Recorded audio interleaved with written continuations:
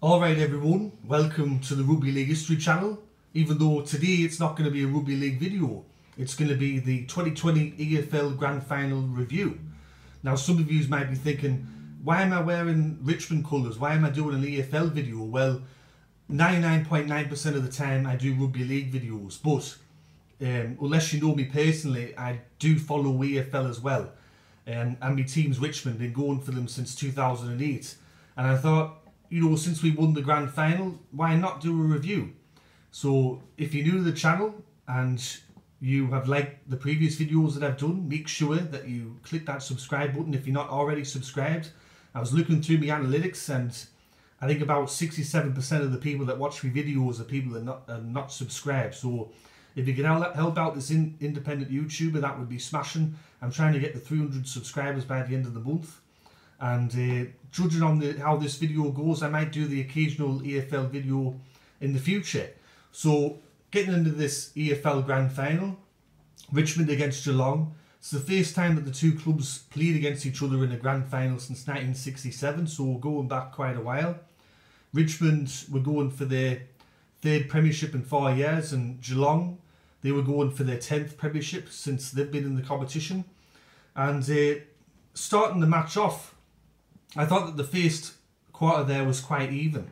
I thought that both sides were very well matched. Richmond got off to a great start. They kicked the first 2 goals, and then there was an injury suffered to Vlaston where he was knocked out, I think accidentally, by Dangerfield. He was knocked out cold, he went off, and that kind of disrupted Richmond at the back there. Geelong got a couple of goals towards the end of the quarter. Then the second quarter, it was all Geelong. Geelong were just playing over the top of us. We rarely got out of our after the fields. Geelong kept us down there. We pretty much defended nearly the whole half, and that's where Geelong surged ahead. I think they were ahead by about 22 points going into that half-time break. I think once we actually got a hold of the ball, Richmond, I think we kind of troubled Geelong in like the last 2 to 3 minutes of that quarter. But when Geelong had the ball and they kept us down there, we just kept making daft mistakes. We couldn't get out of our end. And when we finally did, Dustin Martin got that goal right before the half.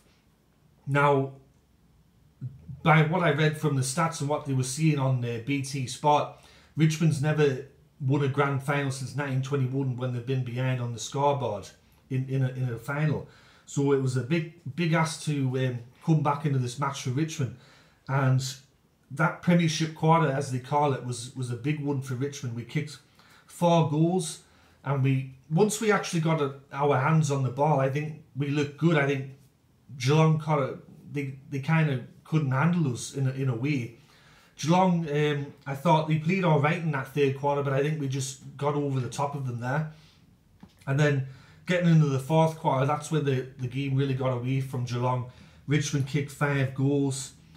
I think in the last 2 quarters, players like Dustin Martin started to stand up. Tom Lynch, Rewalt, players like that started to put their hand up. And I think that's what got us over the line in the end. We ended up winning the match 81 points to 50 at the Gabba, first ever grand final in Brisbane. It was a bit of a strange feeling. In some ways, it kind of didn't feel like a grand final, you know, being played in Brisbane. There was a few empty seats in the crowd. There was only 30,000 people there. It kind of felt, it was kind of a weird final for me. I'm not too sure about the people out there. If you can let me know your thoughts on the game. But it was our 3rd premiership in 4 years.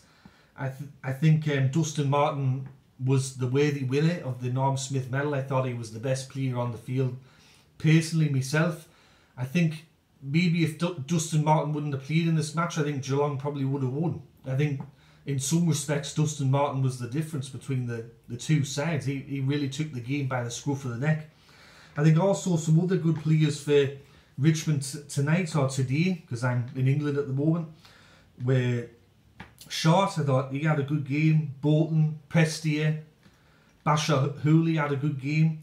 I think Rioli was a bit quiet today. I think he didn't really do too much. He had a bit of a disappointing game.